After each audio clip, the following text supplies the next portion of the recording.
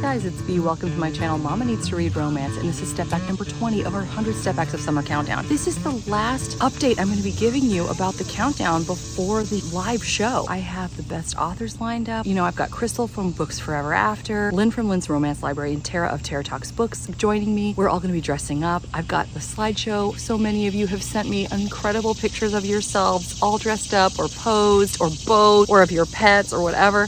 Oh my gosh, it's all coming together so beautifully. We're gonna have games, and of course we're going to have the historical romance authors announce the top 10 chosen by you. I can't wait. I've got my email there on the bottom. You still have time. We'd love to have you as part of our slideshow. So as if this video isn't gonna be long enough already, I actually have 4 books for you to choose from, and you're gonna pick your number 1 for me. The reason I have 4 is because I thought I would lump all these gorgeous historical romances together that are all set in the same time period, and that is either Civil War or just after the Civil War. So we're talking 1860s in the United States of America. Think American Civil War, we've got the North and the South. We're just gonna start with the Heather Graham Civil War trilogy. These all have very similar art. It's all beautiful. I just thought, you know what, they all go so well together, but let's pick the best one. We'll start with book 1 of the Civil War trilogy, Heather Graham's One Wore Blue. So this would be a Northern soldier because they wore blue during the American Civil War. We have hot pink foiling, embossing for the title and author, some beautiful flowers, and perhaps a plantation home. It's a very large home regardless. Notice that the border matches the color of the lettering. Then we open it up to find America.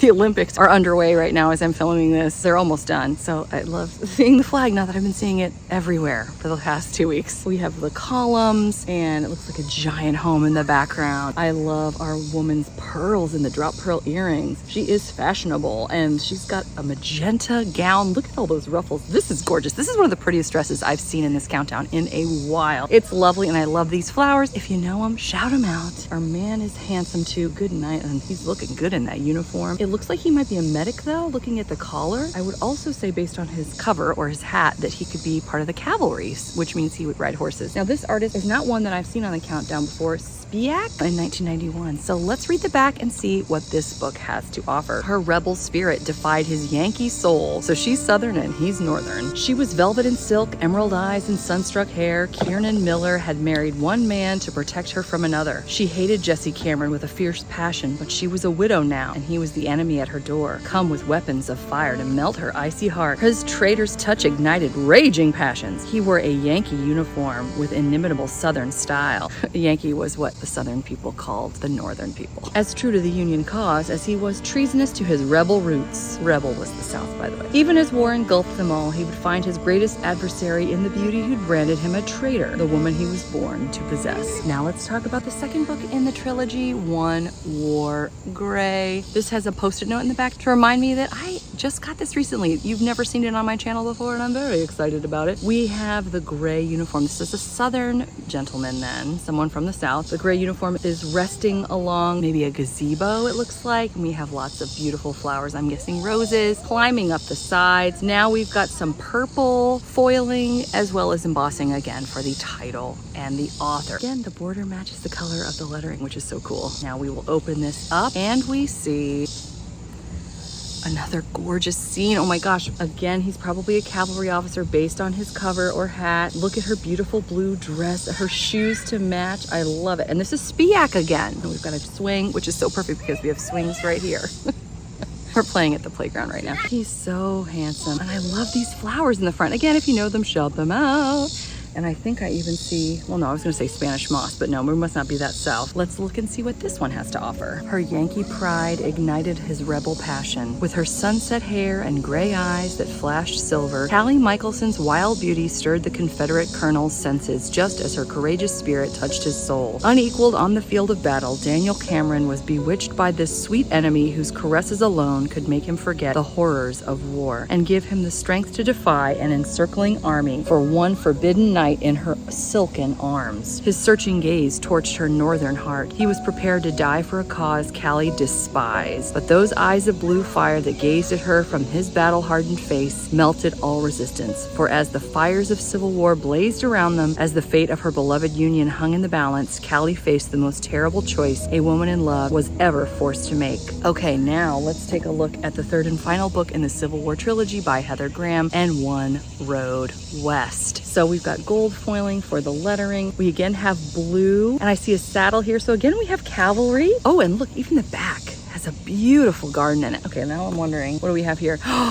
Beautiful garden with a gazebo, and oh, this is just the same. So it looks like as it goes on, it gets more and more intricate in the back, which I love. Let's open this up and see what this one has to offer. We'll see if this is artist Stepback again. It is, and this is in 1992 now. Check this out. This is just blowing me away. We've got a tearaway bookmark that actually continues the portrait. You can see the buffalo that goes along. He's looking at the other buffalo. But look at this stormy setting, the amazing plains here. We've got the buffalo, the rolling stream that's going through. Her dress is so beautiful with the flowers on it. I love the way that it goes off the shoulder, and she's got a shawl. Look at these daisies and his uniform. He looks so incredibly dashing. I cannot wait to see what this is all about. But yes, this Stepback is just incredible, and I don't want to rip the bookmark off again because it just looks too good. Now let's look at the back and see what the third and final book of the Civil War trilogy has to offer. From the bitter aftermath of war, a regal beauty with raven hair and piercing blue eyes,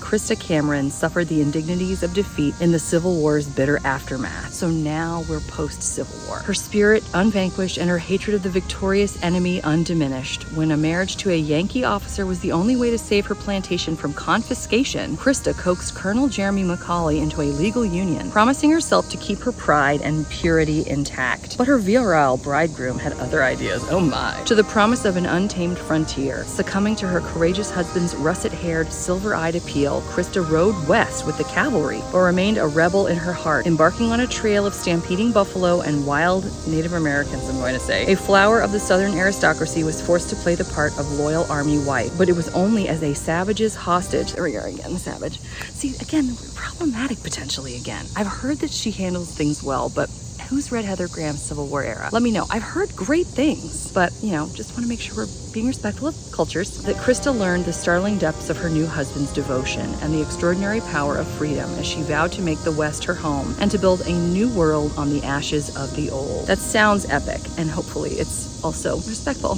Now that is the Civil War trilogy, but now let's talk about the one I just got. This is Patricia Hagen. I've never heard this name before, and this is a very different cover. We've got some laser cutting around the edges so that the flowers can continue. It's all in peach, green, and purple foiling, which is interesting. It's also embossed. Let's open this up and see what we find. I, again, was just absolutely blown away by this gorgeous, gorgeous Stepback. And look at, there's the Spanish moss I was looking for earlier. That grows frequently in the South. I grew up around that a lot when I was in North Carolina. We have that everywhere. It grows on all the trees. This is done by R.O. Mackenzie, it looks like. So another artist I'm not familiar with. So very interesting. I love how they're riding together on the horse. This is the first time we've seen this in the countdown, on the horseback together. Look at her gorgeous dress, the white ruffles and the hot pink, and then he looks so dashing in his uniform. It does appear to be gray, so I think we are doing Southern or Confederate. Oh my gosh, there's a quote from William Blake from the Auguries of Innocence in here too. That's impressive. To see a world in a grain of sand and heaven in a wildflower, hold infinity in the palm of your hand and eternity in an hour. I bet a lot of you have heard that one before. I adore the dreamlike quality of the further and further we get out, the more it's just sort of brush strokes and less detail, but I just love that. And I love the setting sun in the background. I love that beautiful home. Now let's turn it over and see what the back has in store. It was in the sultry heat of a Louisiana summer that they came together for the first time. The plantation owner's headstrong daughter, Angele Sinclair, and the bronze-skinned, muscular Cajun worker known only as Gator. In the secret darkness of the bayou, they found a joy that broke all the rules. But a love like theirs lovers could never be, and they were driven apart. And Gilles was sent to England to finish her schooling and forgot Gator's searing touch. After 4 long years, she returned home to her beloved South, to a land devastated by the war between the states. It was there that the lovers' paths crossed once more, only this time they were on opposite sides of a raging conflict. Whoa! Talk about an epic childhood friends to lovers, enemies to lovers. Wow. Okay, it's time to talk about voting, because this video hasn't been long enough. If you would like Patricia Hagen's Heaven in a Wildflower, since we just discussed this, I would like you to leave me a hot pink emoji. If you would like One War Blue, the first of the Civil War trilogy, leave me a blue emoji for One War Blue. If you would like and One War Gray, then you can leave me a gray emoji. And if you would like and One Road West, I was gonna say leave me a west emoji, but that's not gonna work. Leave me a buffalo. Hopefully there's a buffalo, or you can just type buffalo. Well, that was it. And that was more than enough. We're going to be in the teens tomorrow. How did that happen? I don't know. Guys, thank you for being an amazing part of my day every single day. What would I do without you? I say it all the time, but it's true. I hope you're doing well. I look forward to seeing you again next time. Until then, take care. Bye.